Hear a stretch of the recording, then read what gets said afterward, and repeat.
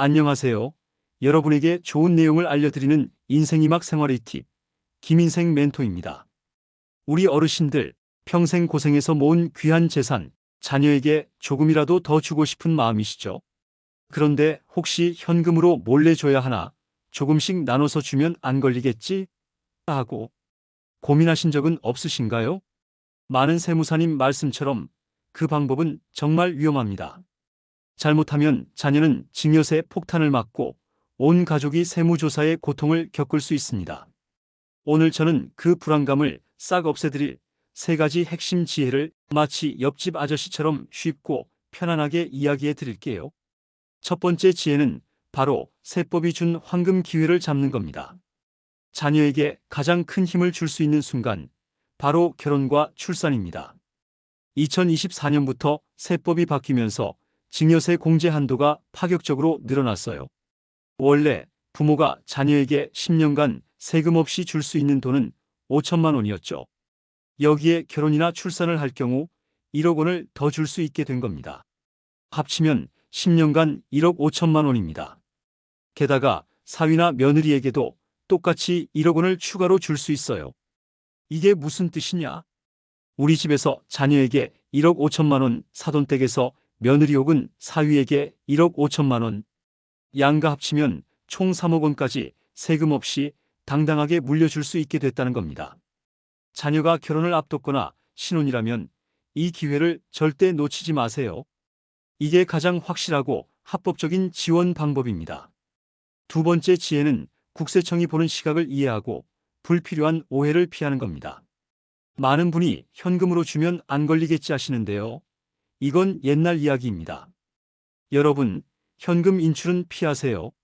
하루에 1천만 원 넘게 뽑으면 은행에서 금융정보분석원, 즉 FIU에 자동으로 보고됩니다.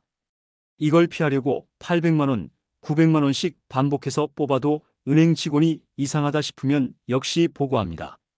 나중에 세무조사가 나오면 돈을 어디다 썼는지 소명해야 하는데 현금은 기록이 없으니 입증할 방법이 없습니다. 자, 이제부터는 당당하게 계좌 이체를 하세요. 기록이 남아야 나중에 이 돈은 아파트 사라고 준 증여 금액이라고 소명할 수 있습니다. 대신 증여세 신고를 꼭 하셔야죠. 비과세 한도 내의 금액, 즉 5천만 원 이내라도 신고를 해두면 나중에 자녀가 집을 살 때 이 돈이 합법적인 자금 출처로 인정받아 세무조사를 피할 수 있는 가장 튼튼한 방패가 됩니다. 다시 한번 명심해야 할 것은 용돈과 자산을 구분하는 겁니다. 몇십만 원의 생활비, 명절 용돈, 사회 통념상 적정한 선물은 세금 걱정 안 하셔도 됩니다. 하지만 집 살 때 보태주는 돈, 전세 보증금, 주식 투자 자금 같은 재산 증식 목적의 돈은 무조건 증여입니다. 이를 피하려고 용돈이라고 적어서 수백만 원씩 반복적으로 이체하다가 나중에 국세청이 5년치를 합산해서 이건 용돈이 아니라 증여다 라고 판단하면 세금에 가산세까지 붙어버립니다. 3천만 원 아끼려다 1억 넘는 세금을 낼 수도 있다는 것을 절대 잊지 마세요. 또 한 가지, 자녀의 돈은 자녀의 명의로 관리하세요. 우리 애가 못 믿음직해서 내가 엄마 통장에 모아줄게 하시면 안 됩니다. 나중에 자녀가 그 돈으로 집을 사려고 할 때 세무서에서는 어머니 통장에서 온 돈이니 어머니로부터 증여받은 것으로 간주합니다. 적금도 주식도 처음부터 각자 명의로 관리하는 것이 가장 안전합니다.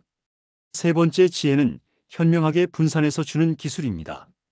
증여세는 슬픔과 같다고 합니다. 나누면 줄어들어요. 자녀 한 명에게 1억 원을 주려 하셨다면 자녀와 며느리 혹은 사위에게 각각 나눠서 주시는 게 훨씬 세금이 적거나 아예 없을 수 있습니다. 공제 한도가 두 사람에게 각각 적용되니까요. 또 재산이 많으시다면 세대 생략 증여도 고려해 보세요.